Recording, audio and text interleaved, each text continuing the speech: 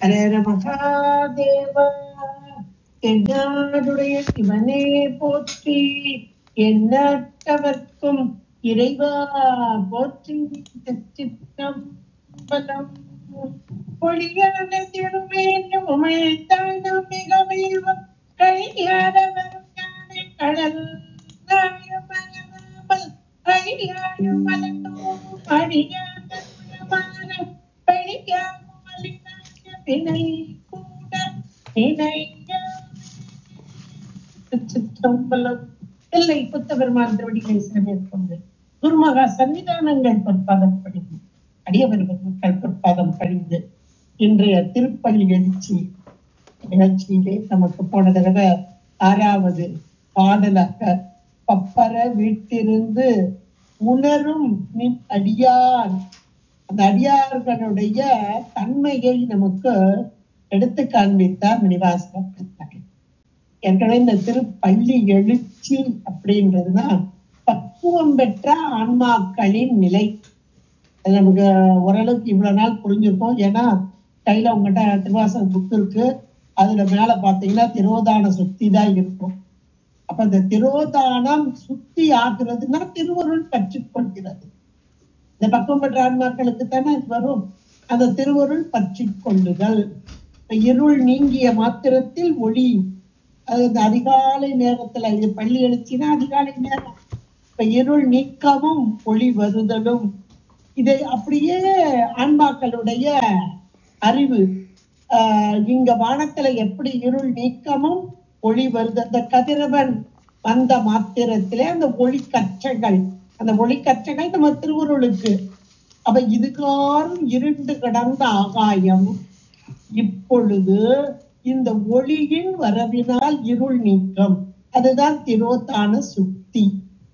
அந்த திரோதான சுத்தியில இப்ப இந்த ஆன்மாக்கள் எப்படி இருக்கோ திருவருளோடு ஒன்றித்து இருக்கும்.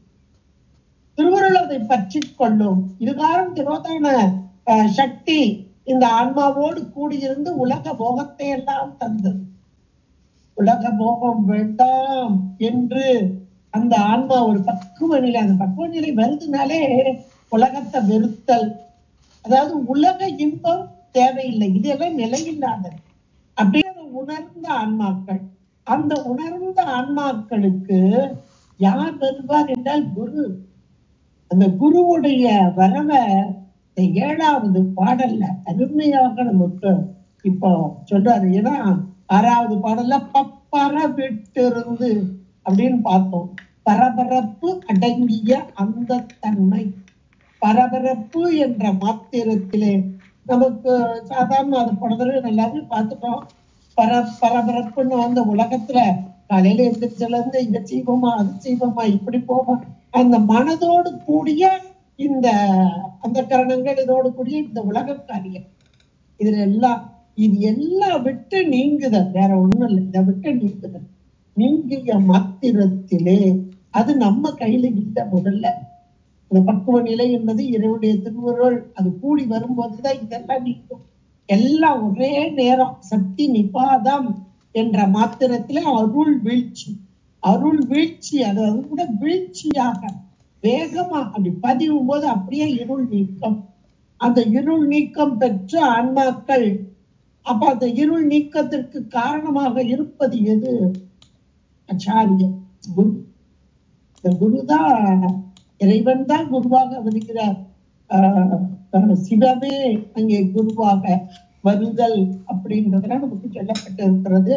அதான் இந்த 7வது பாடல் ரொம்ப அழகா நமக்கு எல்லா திருமுறைகள் சாத்திரங்கள் எல்லாவற்றிலும் இந்த கருத்து, ஆழமான கருத்து. இந்த கருத்து பக்கம் பெற்ற ஆன்மாக்களுக்கு இதுகாரும் உள்ளிட்டு நடத்திய இறைவன், இறைவனுடைய திருவருள் சக்தி தான் திரோதாரமா நடந்துச்சு.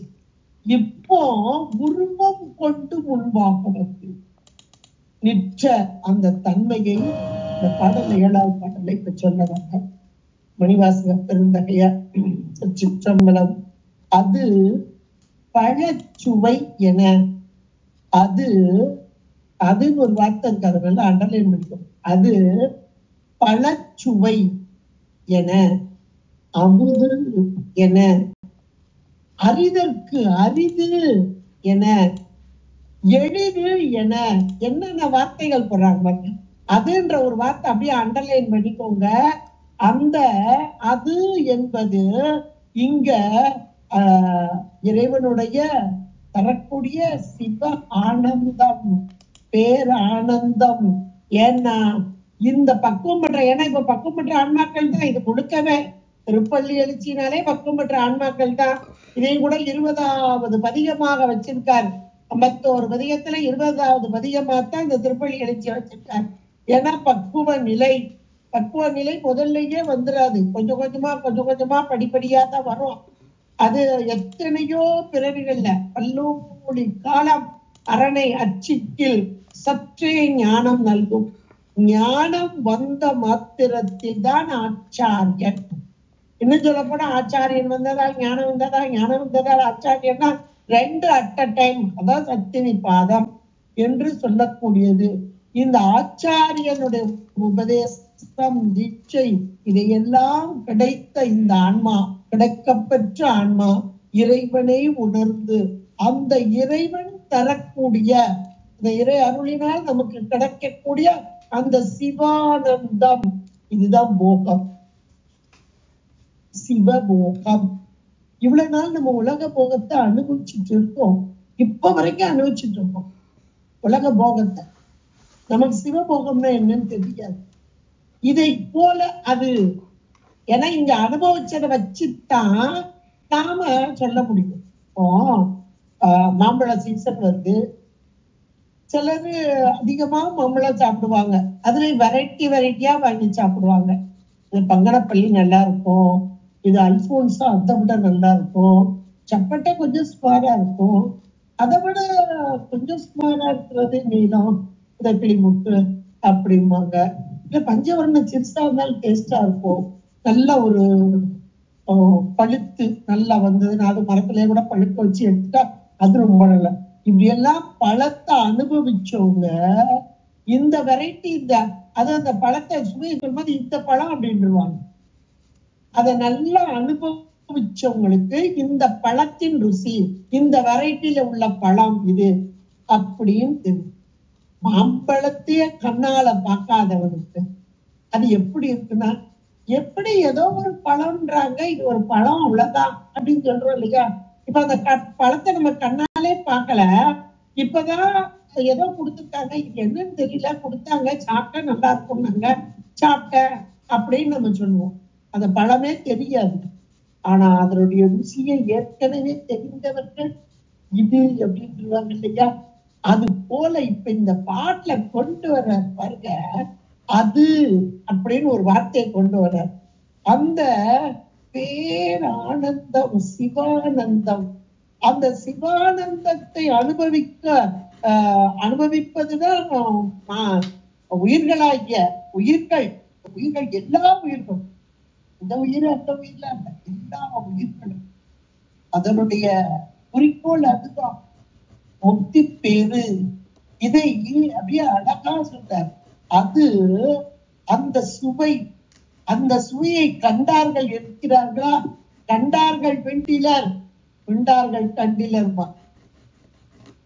அனுபவிச்சவங்க சொல்ல முடியாது. அது அனுபூதி நிலை, அந்த பேச்சு அடங்கிய நிலை, பேச்சு அற்ற நிலை. அத நம்ம அருளாளருடைய வாக்கிலையும் நம்ம தெரிஞ்சுக்கலாம். இருந்தாலும் நம் போன்றவர்கள் தேரணும். அதுக்காக தான் இவங்களை அனுபவிச்சவங்களை, அந்த ஆனந்தத்தை அனுபவிச்சவங்கள மீண்டும் இங்க போட்டாச்சாமி. மாணிக்கவாசகருடைய வார்த்தைகள் எல்லாம் விட்டுடுதி கண்டாய் அப்படின்னா, ஐயோ நான் இவ்வளவு நாள் அங்க இருந்து அனுபவிச்சனே, இப்ப ஏன் என்னை விட்டுட்டு போன? காரணம் இல்லாம செய்வாராக்க சுவாமி? எந்த காரியமும் கிடையாது, எல்லாவற்றிற்கும் ஒரு காரணம். இந்த சீவன் முக்தர்களை இறக்குதல், நம்ம அருளாளர்களுடைய வரிசையை அப்படியே நீங்க பாத்துக்கலாம். இவங்க எல்லாம் அனுபவிச்சு எதை அனுபவித்தார்கள்? அந்த இறை அனுபவம், சிவ அனுபவம். அது எப்படிப்பட்டது அப்படின்னா, அவங்கவுங்க அனுபவத்தை சொல்லுவாங்க. இது நான் சாப்பிட்டுருக்கேன் அந்த பழம் மாதிரி, இங்க அதைத்தான் சொல்ல, அது பழ பழச்சுவை என. ஒரு பழம் சாப்பிட்டா நல்ல கனிஞ்ச பழம், அந்த பழம் சாப்பிட்டா எப்படி ஒரு சுவையாக இருக்கும். அது அவரவர்களுக்குடைய உடம்புக்கு தகுந்தாப்புல. நம்ம நீ சொல்றோம் நாவின் அந்த அரும்புகள் கூட சொல்லுவாங்க. சில டேஸ்ட நல்லா பார்த்து பார்த்து லேசா உப்பு கூட குறைனாலும் கண்டுபிடிச்சிடாங்க, இல்லையே இது நல்லா இல்லையே, இந்த சுவை நல்லா இல்லையே அப்படின்னு சொல்லுவாங்க. சிலருக்கு ஒண்ணுமே தெரியாது, அவங்க உடச்சு சாப்பிட்டுட்டே இருக்கும். இப்ப இந்த ஆனந்தம் சிவானந்தம், அந்த சிவானந்தத்தை சொல்ல வர அது அது என்பது சிவானந்தம். அந்த சிவானந்தம் பழ சுவை என. அந்த பழத்தில் கிடைக்கக்கூடிய இதெல்லாம் பழம் என்பது நம்ம உலகத்துல நாம அனுபவிக்கிறது. ஒரு காட்டுக்கு ஒருத்த போறோம், பெரிய உருவம் கொண்ட காட்டு எருமை வருது, ஏன் இவ்வளவு பெருசா, ஏன் இது நம்ம நாட்டுல இருக்கு பாரு, வீட்டுல இருக்கு பாரு எருமை, அது அதே மாதிரி கொஞ்சம் பெருசு காட்டெருமை அப்படின்னு சொல்றோம் இல்லையா. அப்ப நாட்டிலே பார்த்ததை வைத்து காட்டிலே உணர்கிறோம். அதை போல உலகத்திலே அனுபவித்த ஒரு பழத்தை வைத்து இது போன்ற ஒரு சுவை. ஆனா இங்க இது கொஞ்ச நேரத்திற்கு கால இட எல்லையில் நமக்கு ஒரு இன்பத்தை தருகிறது, சிற்றின்பத்தை தருகிறது.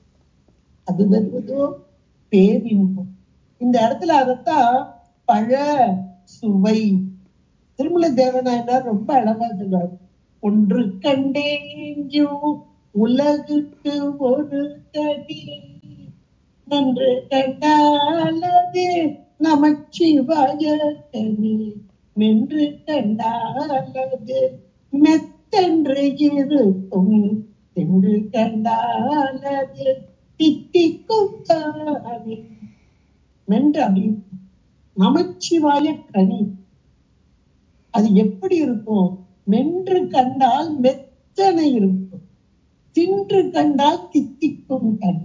அப்ப எவ்வளவு அனுபவம் இருந்தா அப்படி சொல்லுவார்கள். ஒன்று கண்டேன் இவ்வுலகுக்கு ஒரு கனி. கனி இப்படி அழகா கனியாக்கி சொல்கிறார். அவர்கள் அனுபவித்த அந்த கனி, அனுபவிக்காம சொல்ல முடியாது. அவர்கள் அனுபவித்தார்கள், அந்த கனியை நமக்கும் காண்பித்தார்கள். அது அப்பர் பெருமானும் அழகாகுவர். கனி தந்தால் கனி உண்ண வல்லீரோ, நான் ஒரு கனியை தர்றேன், உங்களால சாப்பிட முடியுமான்னு கேட்கிறார். அப்ப சாப்பிட முடியுமான்னு கேட்ட மாத்திரத்துல ஒரு வில்லங்க இருக்குன்னு அர்த்தம். நல்ல பழுத்த கனி கனின்றாரு. அப்ப பழத்தை யாரா சாப்பிடாம இருப்பாங்களா? யோசிச்சுப்பாங்க. சின்ன குழந்தை கூட வாயில போட்டா அப்படியே நழுவி உள்ள போயிடும். பல்லு இல்லாத சிறு குழந்தைல இருந்து நல்ல வயதானவரை எல்லாரும் கனி சாப்பிடலாம். அப்புறம் ஏன் கனி உண்ண வல்லீரோ என்று அவர் கேட்டார் என்றால், நோய்வாய்ப்பட்டவர்களுக்கு கனியை கொடுப்பாங்களா? நல்ல காய்ச்சல் அடிச்சிருக்கு, அல்லது நல்ல வயிற்றுப்போக்கு, இல்ல ஒரே அசதியில இருக்கிறாங்க, ஒண்ணுமே உள்ள போற சாப்பாடு எதுவும் டைஜஸ்ட் ஆகாத நிலையில இருக்காங்க, அவங்களுக்கு கொண்டு ஒரு மாம்பழத்தை கொடுக்க முடியுமா? இன்னும் சொல்லப்போனா சுகர் பேஷண்ட்டையும் சேர்த்துக்கோங்க. டேபிள் நிறைய மாம்பழம் இருக்கும், சுகர் பேஷண்ட் சாப்பிட முடியுமா? சாப்பிட முடியாது. அப்ப கனி, அந்த கனியை உண்பதற்கும் நமக்கு உடலுக்கு தகுதி என்ற ஒன்று வேணும். தகுதி இல்லாம சாப்பிட முடியாது. அது போல இங்க பழச்சுவை இறைவன் எப்படி இருக்கிறார்? கனி தரும் சுவையாக இருக்கிறார். ஆனால் அதனை எல்லாராலும் இப்போ ஆனா எப்படினாலும் நமக்கு கிடைக்கும். இது நம்முடைய சாத்திரங்கள்ல இருந்து நம்ம தெரிஞ்சா, துறந்தோர் துறப்போர் தொகைம்பர் உமாபதி சிவாச்சாரியா திருவள்ளுவர். அப்ப நாமெல்லாம் துறப்போர் பட்டியல் இவ்விபூதி அது எதிர்காலம், இனிமேல் வரப்போகுது, நமக்கு இனிமேல் வரப்போகுதுன்னு அர்த்தம். அப்ப அந்த பட்டியல்ல நம்ம பேரெல்லாம் இருக்கு. ஏற்கனவே அனுபவிச்சவங்க இருக்காங்க. அந்த அனுபவிச்சவங்க பட்டியல்ல அவங்கதான் இப்ப வந்து சொல்றாங்க. அதைத்தான் இங்க மணிவாசக பெருந்தகையார் நமக்கு அழகாக எடுத்து சொல்கிறார். அது அந்த சிவானந்தம், அந்த சிவானந்தம் பழச்சுவை என, அமுது என. எப்பா தேவாமிர்தமா இருக்குப்பா.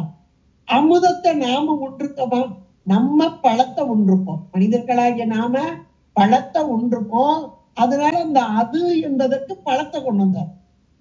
அமுதத்தை யார் உண்டாங்க? தேவர்கள். அந்த ஒரு கேட்டகரி இருக்கிறாங்கல்ல. நாம மனிதர்கள்ன்ற கேட்டகரி, அவங்க தேவர்கள் என்ற கேட்டகரி. இப்ப அந்த தேவர்கள் உண்டது எது? அமுதம். அப்பா அமுதமா இருந்துச்சு அப்படின்னு அவங்க சொல்லலாம். எப்பா பழம் தான், பழம் இந்த பழம்பா அப்படின்னு நம்ம சொல்லலாம். இப்ப வரிசையா ஒவ்வொருத்தருக்கும் ஒண்ணு சொல்றாரு பாருங்க. அப்ப மனிதர்களாகிய நமக்கு பழச்சுவை என, தேவர்களுக்கு அமுது என. ஏன்னா அமுதத்தை வேண்டித்தானே பார்க்கடலை கடைந்தார்கள். வந்த நஞ்சை ஏற்றுக்கொண்ட இறைவன் அமுதத்தை இவர்கள் பெற வேண்டும் என்று விருப்பத்தோடு அவர்களுக்கு கொடுத்த இறைவன் அந்த அமுதத்தை உண்டதால் வெகு காலம், அப்பவும் உங்களுக்கு காலம் வரையறை இருந்துச்சு, இன்னும் கொஞ்சம் வெகு காலம் இருக்கிற காலம்லாம் நல்லது, சுக போகங்கள். என்ன போகம்? அதுவும் அவர்களுக்குரிய தேவலோக போகங்கள் தான். சிவானந்தம் கிடையாது, சிவபோகம் இல்ல, தேவலோக போகம் தான். நமக்கு உலக போகம், அவர்களுக்கு தேவலோக போகம். அதுதான் பல சுவையென அமுது என. அவர்கள்ட்ட கேட்டா எப்படி இருக்கும் சிவானந்தம்? அந்த தேவாமிர்தம் மாதிரி அமுது என. அடுத்து அரிதற்கு அரிது என. அப்பா அதெல்லாம் கிடைக்குமா? இதுல ஒரு சில இது உயிர்கள் பழச்சுவை என்று சொல்ல, தேவர்கள் அமுது என்று சொல்ல, இன்னும் ஒரு சிலர் அதெல்லாம் கிடைக்காதுப்பா, அதெல்லாம் அறியவே முடியாதுப்பா. அரிதற்கு அரிது என இந்த சிவானந்தம் சிவபோகம் இதையெல்லாம் அறிய முடிப்பாங்க, இதெல்லாம் அடைய முடிப்பாங்க. இது எதுக்குங்க வீணான வேலை? இப்படி எல்லாம் இன்னைக்கு இருக்கிறாங்க இல்லையா? அரிதற்கு அரிது என ஒவ்வொன்றையும் கமம் கொடுக்கங்க. எளிது என இன்னும் ஒரு சிலர், யாரு? நம்ம சிவனடியார்கள் தான். சதா காலமும் இறைவனை துதித்து வணங்கிக் கொண்டு இருப்போம். என அரிது.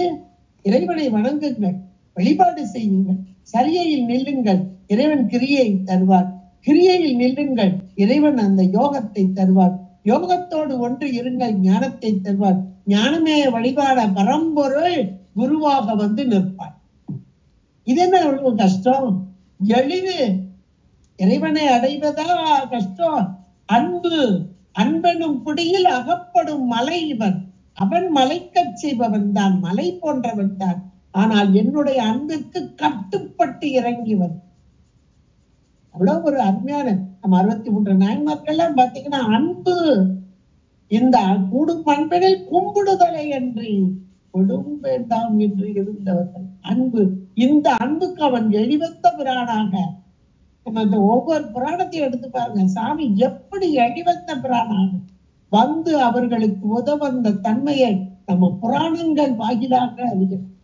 திருவிளையாடற் புராணத்துல எல்லாம் அப்படியே அந்த வந்திப்பாட்டி கூப்பிட்ட மாதிரி தினசரி போனாலா, கோயிலுக்கு போனாலா, சாமி கும்பிட்டாளா, விரதம் இருந்தாளா, ஒண்ணும் கிடையாது. அன்பு மேலீடு. ஒவ்வொரு நாள் அவ செய்யற தொழில்ல அவ வச்சிருக்கிற புட்டை ஒண்ண வச்சு மானசீகமாக வணங்கி வழிபாடு உள்ளத்தில் அன்பு நிறைந்து இருந்தாள். அந்த அன்புக்காக வேலை பார்க்கறதுக்கு வந்தார் சுவாமி, கூலி ஆளாக வந்தார்.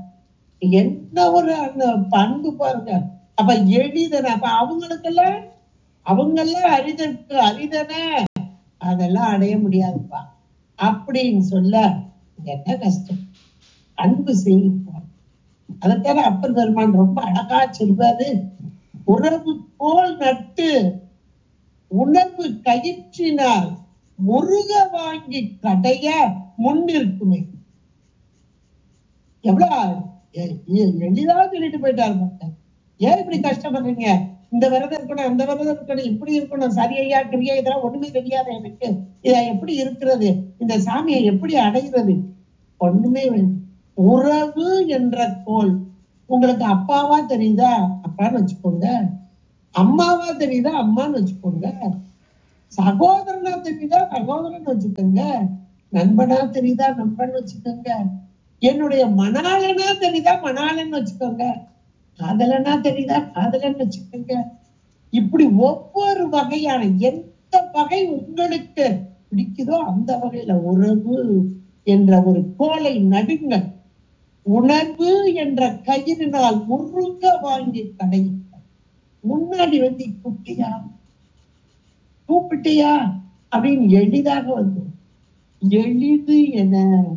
அப்ப எவ்வளவு இந்த வார்த்தையில அது என்ற அந்த சிவானந்தம், அந்த இறைவன், அந்த இறைவன் தரக்கூடிய அந்த பேரானந்தம் அனுபவம், அது பழச்சுவையென அமுதென அரிதற்கு அரிது என எளிது என அமரரும் அறிய. அந்த தேவாதி தேவர்கள் எல்லாம் அறிந்தார்களா?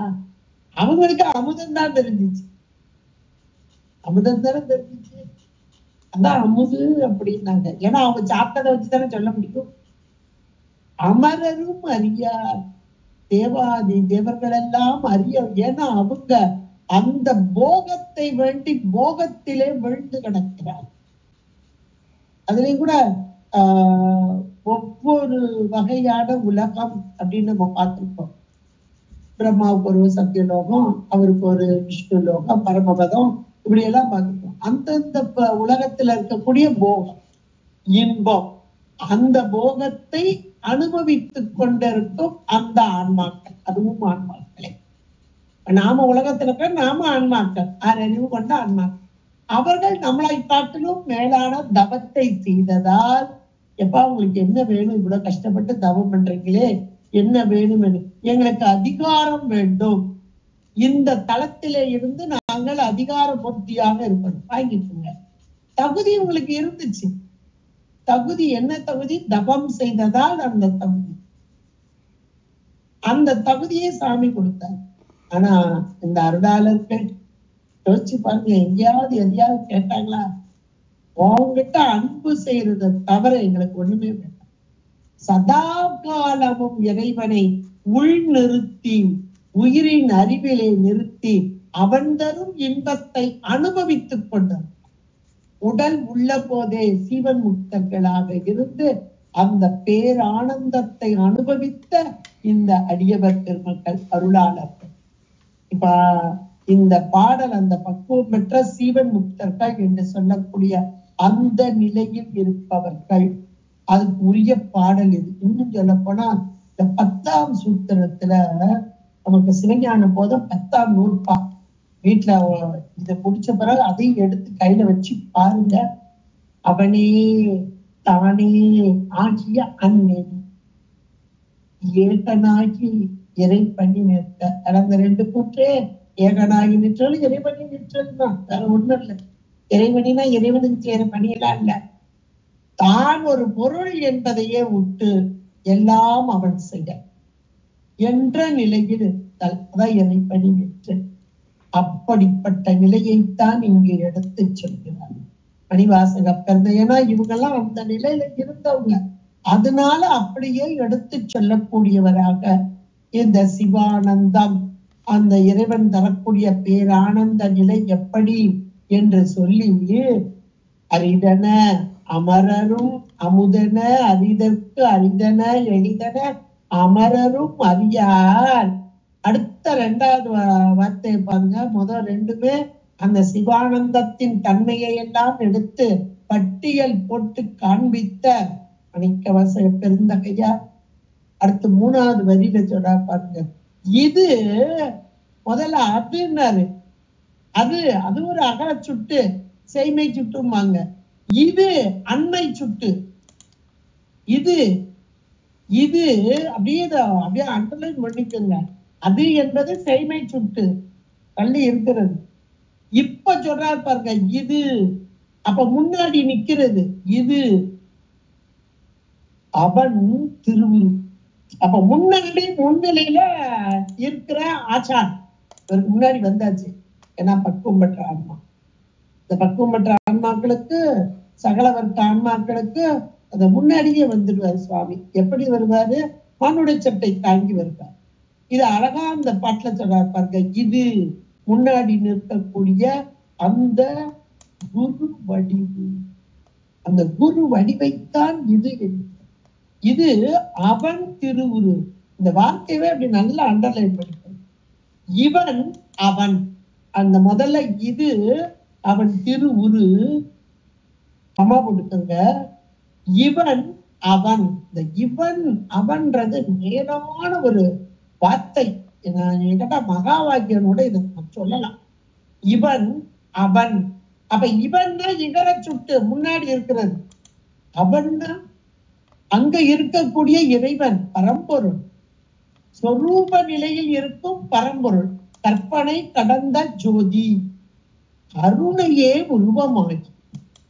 அப்ப சொரூப லக்கணத்துல உள்ள இறைவன், கற்பனைக்கெல்லாம் எட்டாத ஜோதியான இறைவன் இங்கே முன்னாடி உருவம் கொண்டு வந்து விட்டார். எதனால்? கருணையினம். கருணையே உருவமாகி. அப்ப எது இந்த இடத்துல? இது அவன், இது அவன். இது என்றால் முன்னாடி இருக்கக்கூடிய அந்த மானுட சட்டை தாங்கி வந்த ஆச்சாரியனுடைய கோலம், ஆச்சாரிய கோலம். திரு இது அவன் திருவுரு, இவன் அவன். இங்க முன்னாடி ஆச்சாரிய கோலம் கொண்டு வந்து இருக்கிறாரே, இது யார் தெரியுமா? அவன், மேலான பரம்பொருள். குருவே சிவமென கூறினன் நந்தினன்.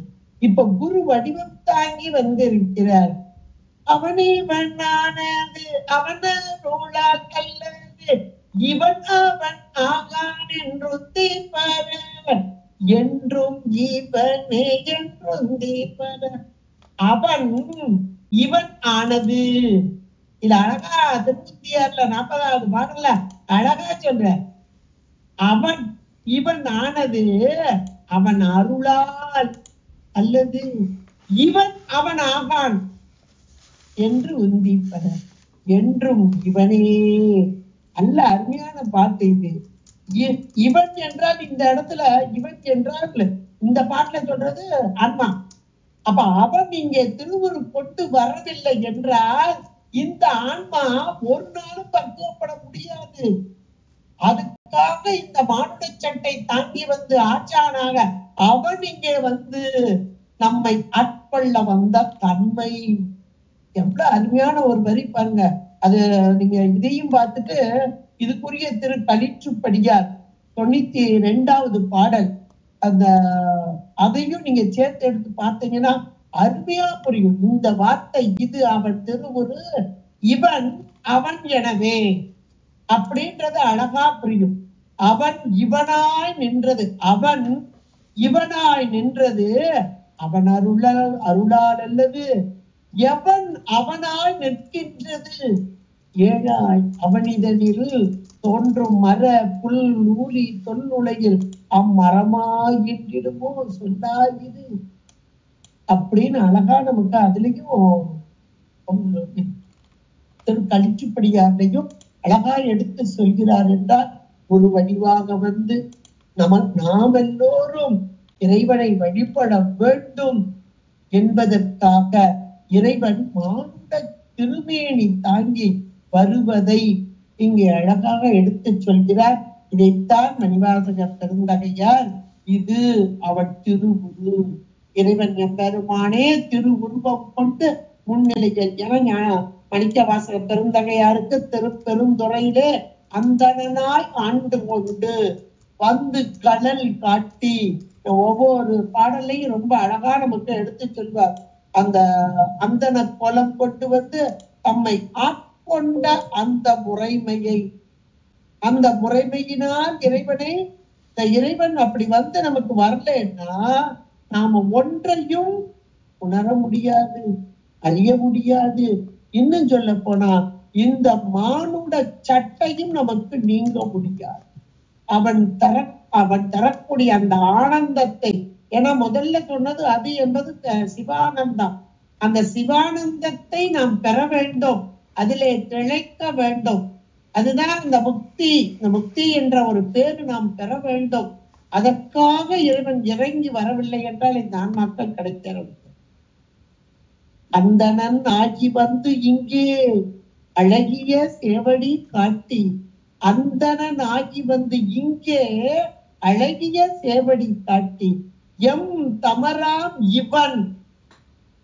என்று எம் தமராம் இவன் என்று இங்கு என்னையும் ஆட்கொண்டு அருளும், என்னையும் ஒரு பொருளாக கொண்டு ஆட்கொண்டு அருளும் செந்தடல் போல் திருமேனி தேவர் பிரான் வரக்குவா என்று புலிப்பத்துல நிறைய இடத்துல சொல்றார். அந்தனாக வந்து ஆண்டு கொண்ட அந்த தன்மையை, அவன் இவனாக வந்து ஆண்டு கொண்ட அந்த தன்மை, இது அவன் திருவுரு, இவன் அவன் எனவே. அல்ல 30வது பதி அடிக்கடி உங்களை நான் படிக்க சொல்லுவேன். ஏன்னா இறைவன் திருக்கோலம் காட்டி வந்த அந்த தன்மை, பிணக்கில்லாத பேருந்துரையே பேரு மானுநாமங்கள் பேசுவார்க்கு இணக்கில்லாததோ இன்பமே வரும் துன்பமே துணை தம்பிரான் உனக்கில்லாததோ பித்துமே யாமல் வினை ஒத்த பேர் கணக்கில்லா திருக்கோலம் நீ வந்து காட்டினாய் கழுப்பொன்றிலே. கணக்கில்லா திருக்கோலம் நீ வந்து காட்டினாய். அவனால இறங்கி வர நாமால அடைய முடியாது. அதையும் சேர்த்து எல்லாருமே சொல்லுவாங்க. எல்லா அருளாளர்களும் சொல்லக்கூடியது அதுதான். அவனாக வரணும், தானாக வர வேண்டும். தானாக வரலைன்னா நாம அவனை சென்று அடைதல் என்பது கிடையாது என்பதையும் நமக்கு அழகாக எடுத்து சொல்வார்கள். இங்கே அந்த பேர் ஆனந்தத்தை அடைய வேண்டும், பெற வேண்டும் என்பதற்காக இறைவன் இது அவன் திருவுரு, இவன் அவன் எனவே எங்களை ஆண்டு கொண்டு இங்கு எழுந்து அருளும். எங்களை ஆண்டு கொண்டு இங்கு எழுந்து அருளும். மணிவாசக பெருந்தகையாருக்கு குரு வடிவாக இங்கே வந்து தம்மை ஆட்கொண்ட முறைமையினை மிக அழகாக இங்கே பட்டியல் போட்டு சொன்னார். எங்களை ஆண்டு கொண்டு இங்கு எழுந்து அருளும். இந்த இடம் அது எந்த இடம் அப்படின்னா திருப்பெருந்துறையத்தான் சொல்றாரு. ஆனா இந்த உத்தரகோச மங்கையில் இருக்கும் பெருமான் திருப்பெருந்துறையில் வந்து என்னை ஆட்கொண்டான்றத அடுத்த 2 வரியில சொல்றார். உத்தரகோச என உத்தரகோச மங்கையில இவர் ஒரு காலத்தில் 1000 இருடிகளாக இருந்து இறைவனை வழிபாடு செய்து கொண்டிருந்தார்கள். அந்த 1000 இருடிகளில் இவர் ஒருவரா பக்குவம் பெற்ற ஆன்மாக்கள். அதுல இவரைத்தான் இறைவன் தேர்ந்தெடுத்தார். எதற்காக? இந்த திருவாசகம் தருவதற்காக. திருவாசகம் என்பது நல்ல பக்குவம் பெற்ற ஒரு ஆன்மா. அதாவது பசுக்கரணங்கள் எல்லாம் பதிக்கரணங்களாக, சிவக்கரணங்களாக அப்படியே மாறி அந்த வாசகம் வார்த்தைகள் சொல்லெல்லாம் அந்த பதியின் வாக்காக, சிவத்தின் வாக்காக திருவாசகம். அப்ப இறைவனுடைய வாக்கு வேற ஒண்ணும் இல்லை, திருவாசகம். அது கொஞ்சம் நல்லா எளிமையாக்கி கொடுத்திருக்கிறார், சாமி கொடுத்திருக்காரு இல்லையா? அதனால அது ரொம்ப எளிமையா, நம்ம போன்றவர்கள் நாம படிக்கணுமே. எளிமையா இருந்தா தானே நம்ம படிப்போம். இது கஷ்டமா இருந்ததுன்னா இப்ப மாபாடியத்தை எல்லாரும் படிக்க முடியுதா? எவ்வளவு கஷ்டப்பட்டு ஒருத்தர் சொல்லி கொடுத்தா கூட உடனே எல்லாம் புரியாது அந்த வார்த்தைகள். அதனால நம்மை நன்றாக தெரிந்து கொண்ட இறைவன் இங்கே மாணிக்க வாசகரை தேர்ந்தெடுத்து அவர் மூலமாக, அப்ப அவருடைய வாக்கு இல்ல, சாமியோடைய வாக்கு. ஞானசம்பந்த பெருமான் சொல்லுவார்ல, எனதுரை தனதுரை. அப்ப அவங்களுடைய கரணங்கள்லாம் மாறிட்டு பதிக்கரணங்களாக மாறிட்டு சிவக்கரணங்கள். இந்த பாடலே அப்படித்தான் சொல்லப்பட்டிருக்கு. எங்களை ஆண்டு கொண்டு இங்கு எழுந்து அருளும். இங்கே வந்து அருள் தந்த இந்த திருவருளோடு ஒன்றித்த நிலை. இப்ப திரோதானம் சுத்தி ஆகிட்டு, இந்த பாடெல்லாம் திரோதானம் சுத்தி தான்.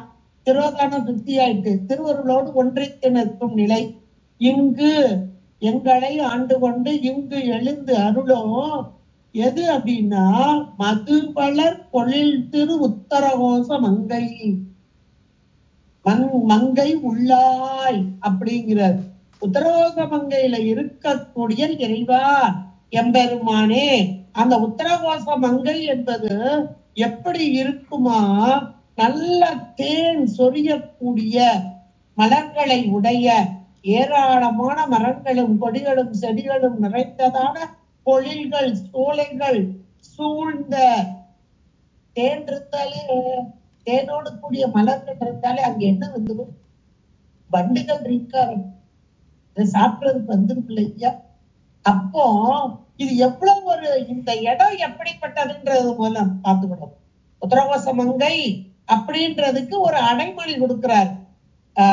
அந்த அடைமொழி எப்படி கொடுக்கிறாங்க? மது, அதுன்னா தேன், தேனை சொரிந்து கொண்டு இருக்கிறார் ஏராளமாக.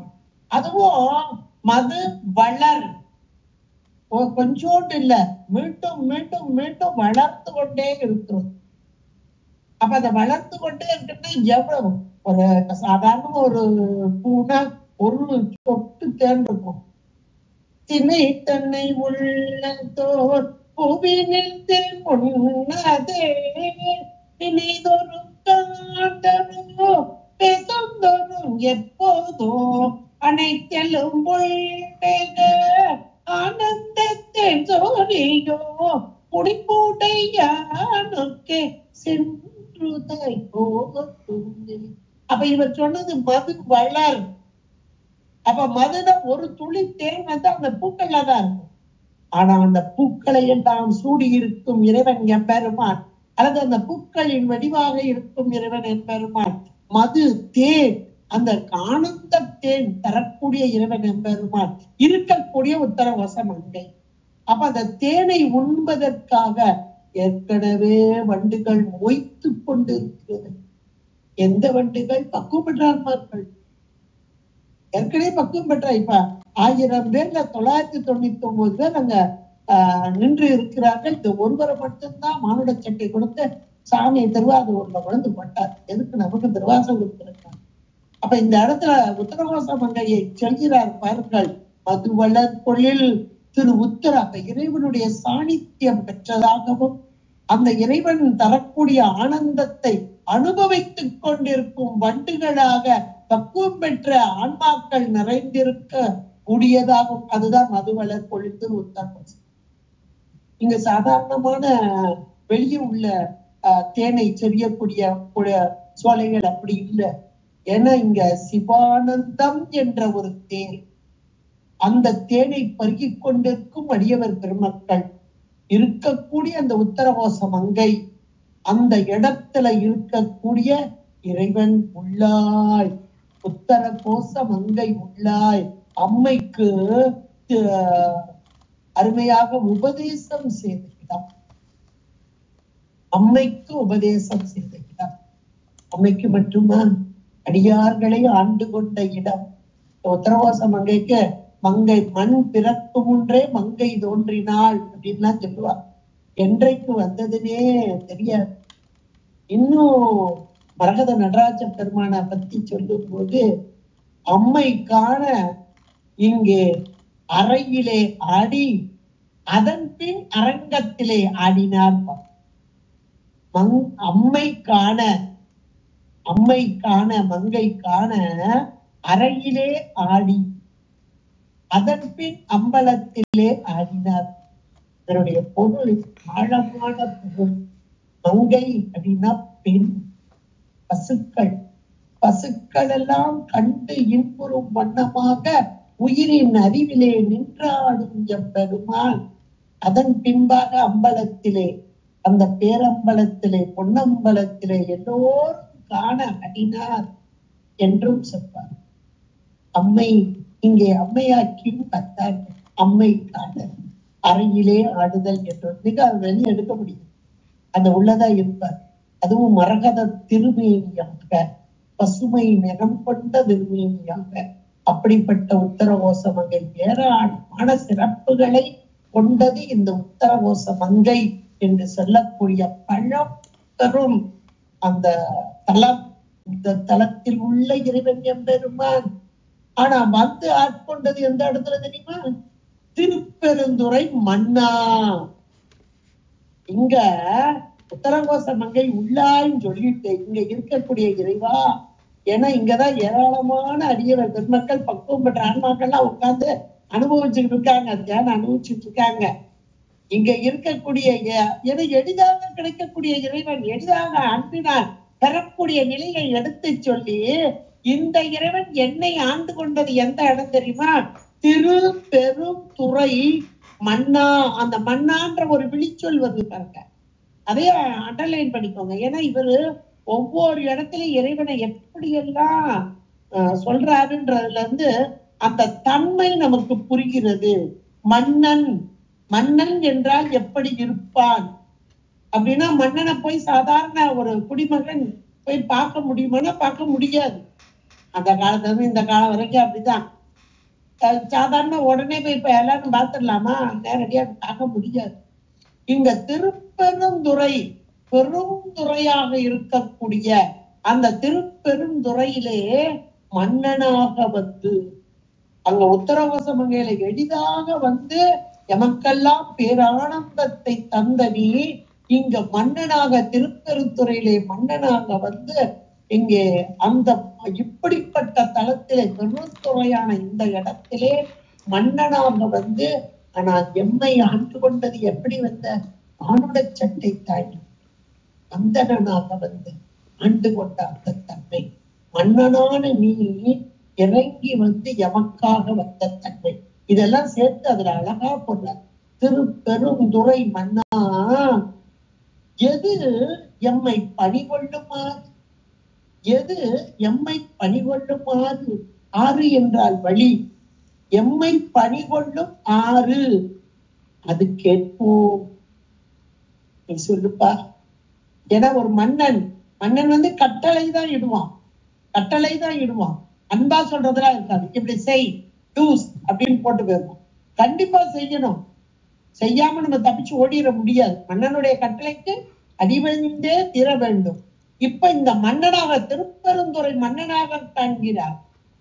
அப்ப என்னுடைய பணி எது? அதை சொல். 10ஆம் நூற்றாண்டுன ஏகனாகி நிற்றலும் இறை பணி நிற்றலும். ஏகனாகி நின்றதால் இறைபணி நிற்றல் அப்படின்னு ஒரு. அப்ப ஏகனாகுதல் என்றால் அவன் இவனாக செய்தல். உருவடிவில் வந்து இந்த மானுட சட்டை தாங்கிய ஆன்மாக்களை பக்குவம். அவன் இவனாக வந்து இந்த மானுட வடிவு கொண்டு வந்து இந்த ஆன்மாக்களை பக்குவம் வர செய்து அவனாக இருந்து இவனாக வந்து இவனை அவனாக செய்த. அவனாக இருந்து இவனாக வந்து குருவாக வந்து இவனை அவனாக செய்த. என்ன ஒரு அருமையான இது! நீங்க சாஸ்திரத்தை படிச்சீங்கன்னா ரொம்ப அழகா புரியக்கூடியதாக இருக்கும். ஏன்னா சாமி எதுக்காக வர்றார்? நம்மை ஆட்கொள்ளுவதற்காக. ஆன்மாக்களாகிய நம்மை பக்குவம் பெற்ற ஆன்மாக்களை இறை நிலையை அடைய செய்தல். அவ்வளவுதான். இறை நிலையை அடைய செய்தல்.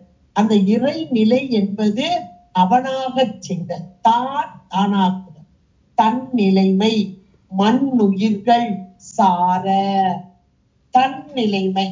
அந்த அவனை போல மண்ணுயிர்கள் சார தரும் சக்தி பின்னமிலா.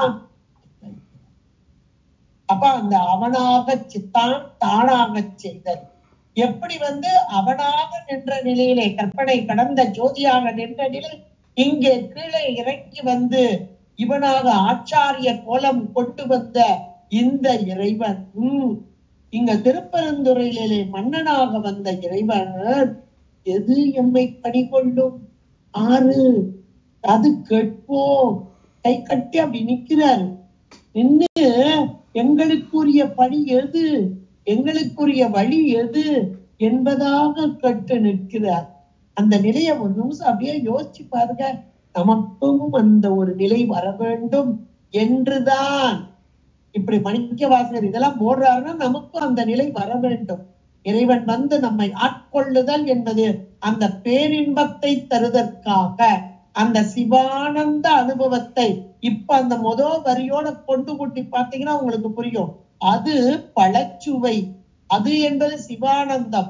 அந்த சிவானந்தத்தை பெற வேண்டும் என்பதற்காக இந்த ஆன்மாக்களை அதிலையும் பக்குவம் பெற்ற ஆன்மாக்கள், அந்த பக்குவம் பெற்ற ஆன்மாக்களை ஆட்கொள்ளும் வண்ணமாக இங்கே மானுட சட்டை தாங்கி வந்து அந்தன கோலம் தாங்கி வந்து திருப்பெருந்துறையிலே தம்மை ஆட்கொண்ட தன்மையை இங்கே உயிர்களாகிய நாமும் பக்குவம் பெற்று அந்த இறைவனோடு ஒன்றிக்க வேண்டும் என்பதற்காக அருமையாக திருப்பள்ளி எழுச்சியாக்கி நமக்கெல்லாம் தந்திருக்கிறார் மணிவாசகர். ஏகனுமாகி அநேகனுமானவன் நாதனுமானான் என்றொந்தி பெற நம்மையே ஆண்டான் என்றொந்தி பெற. எல்லாம் ஒரு அருமையான திருவந்தியார் அப்படியே குருவை வந்து அழகான நம்முடைய கண் முன்னாடி வந்து காட்டுறது. குருவாக மானுட சட்டை தாங்கி வந்த அந்த இறைவனை கண் முன்னாடி காண்கிறார். அகலமாயாரும் அறிவ நீத பொருள் சகலமாய் வந்ததென்றொந்தி பெற தானாக தந்ததென்றொந்தி பெற. எவ்வளவு ஒரு அருமையான அகலமான அந்த பொருள், பெரும் வியாபகமான பொருள் இங்கே சகல வடிவம், குரு வடிவம், மானுட சட்டை தாங்கிய வடிவம் கொண்டு வந்து இங்கே அமர்ந்து தீட்சையும் உபதேசமும் செய்ய எது எம்மை பணிகொள்ளுமாறு அது கேட்போம். சாமி, எந்த வழி? எம்முடைய வழி நீ நடத்து, எமக்கென்று ஒரு வழி கிடையாது. உம்முடைய வழியே எம்முடைய வழி. அப்படியே ஆண்டான் அடிமை என்ற நிலையிலே தன்னை அடிமையாக்கி அப்படியே அந்த திருவடியில் பணித்து நிற்ற நிலை. என் செயல் யாதும் ஒன்று இல்லை, எல்லாம் சிவச்செயலே, எல்லாம் நின் செயலே என்ற அந்த நிலை. அதுதான் எது எம்மை பணிகொள்ளும் மாறு இறை பணி நிற்றல். இறைவன ஜாமிக்கு சேர பணியெல்லாம் கிடையாது. இறை பணி நிற்றல் என்ற மாத்திரத்திலே தன் செயல் அற்று தானாக நிற்றல், முழுக்க இறைவனோடு கூடி நிற்றல். இதுதான் இந்த மேலான அந்த நிலை. இதுதான் இறைவனை உணர்ந்த தன்மையும் இதுதான். இத வந்து நமக்கு அழகாக இந்த வார்த்தையில் எது எம்மை பணிகொள்ளுமாறு அது கேட்போம். எம் பெருமான், எங்களுடைய தலைவனாக இருக்கக்கூடிய இறைவனே, எம் பெருமான் என்ற மாத்திரத்திலே உயிர்களாகிய ஆன்மாக்களாகிய நமக்கெல்லாம் தலைவனாக இருக்கக்கூடிய இறைவன் எம்பெருமான். எம்பெருமான் பள்ளி எழுந்தருளாகி, இந்த பள்ளி எழுதல் என்ற மாத்திரத்திலே உயிரின் அறிவில் இதுக்காரும் இருள் மலம் என்று சொல்லக்கூடிய ஆணவ மலத்தினால் கட்டுண்டு கிடந்த ஆன்மாக்களுக்கு திருவருள் என்ற ஒளி கொண்டு அப்படியே அந்த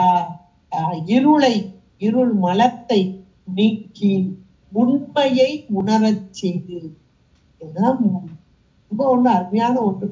உண்மையை என்றைக்கு ஆன்மாக்கள் உணர்ந்ததோ அன்றைக்கு வந்தது குரு என்று, குருவாக வந்தது இறைவன் என்றோம். வந்தது குரு, அந்த குரு நம்மை ஆட்கொள்ள வந்த குரு, அந்த குரு இறைவனே. அவன்தான் இவனாக வந்தது என்பதையெல்லாம் உணர்ந்து கொண்டோம். அவன்தான் இவனாக வந்தது. எதற்காக வந்தது? இவனை அவனாக செய்வதற்காக. இந்த மானுட சட்டையிலே இருக்கக்கூடிய ஆன்மாக்களை, மானுடர்களை, ஆன்மாக்களை, இதுகாலும் மலத்திலே அழுந்தி கிடந்த ஆன்மாக்களை மீட்டு அந்த சிவானந்தம் என்று சொல்லக்கூடிய அது, அந்த சிவானந்தம், அந்த தேனை பருகச் செய்தல். இதுதான், இதுக்காகத்தான் இந்த ப்ராசஸ அப்படி அழகா எடுத்து கொண்டு வர்றார் இந்த பாடல்ல. அந்த தேவாதி தேவர்களுக்கெல்லாம் அவங்களுக்கு அரிதான ஒன்று. ஏன்னா அவங்களுக்கு அமுதம் சாப்பிட்டு, எதுக்காக சாப்பிட்டாங்க அமுதம்? இந்த பதவி, இந்த போகம் எங்களுக்கு நிலைக்க வேண்டும். அந்த போகம், தேவலோக போகம் நிலைக்க வேண்டும் என்றுதான் அந்த தேவாதி தேவர்கள் சாப்பிட்டார்.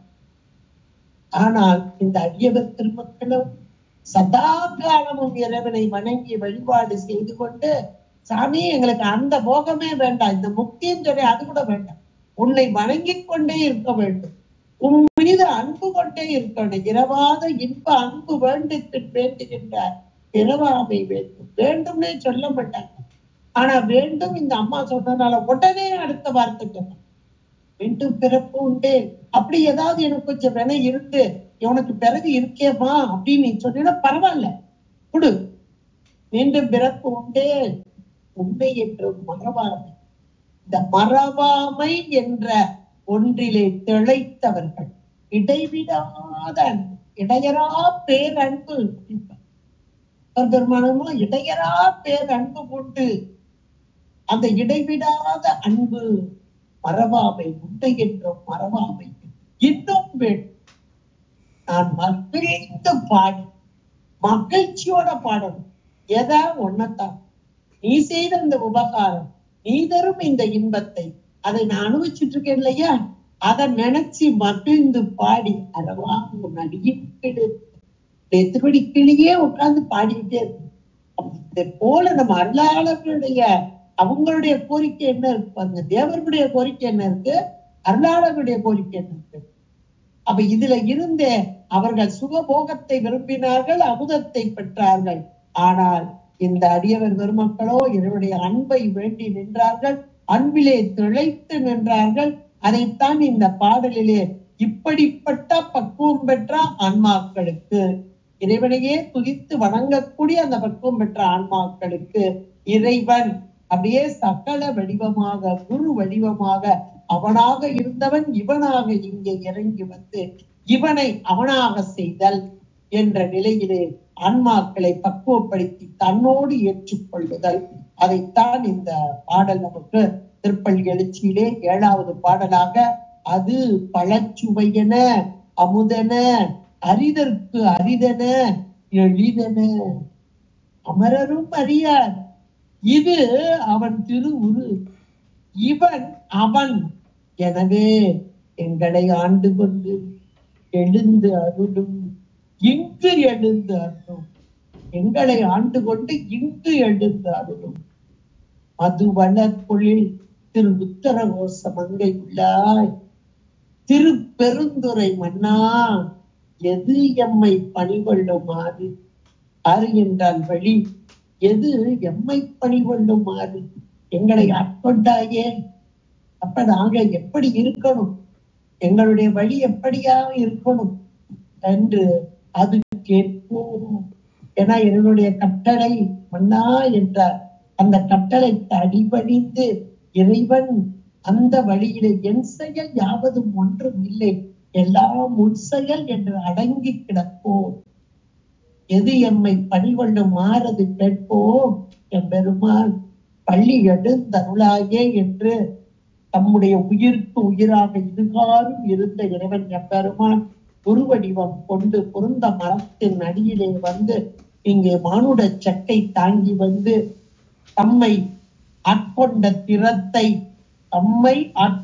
திறத்தை இங்கே உயிர்களாகிய நாமும் அடைய வேண்டும் என்பதன் பொருட்டாக அழகாக தந்திருக்கிறார் என்றால், இந்த சிவானந்தம் என்ற அந்த தேனை நாம் பருகி கழித்து இருக்க வேண்டும் என்ற பெரும் கருணை. சிவானந்தம் என்ற தேன் பருக வேண்டும், அனுபவிக்க வேண்டும், ஆன்மாக்களாகிய நாம் அனுபவிக்க வேண்டும் என்பதை இங்கே அருமையாக எடுத்து சொல்லி திருப்பள்ளி எழுச்சியிலே 7வது பாடலாக திரோதான சுத்தியாக நமக்கெல்லாம் கட்டியிருக்கிறார் வாசகர் தந்தை. திருச்சிற்றம்பலம்.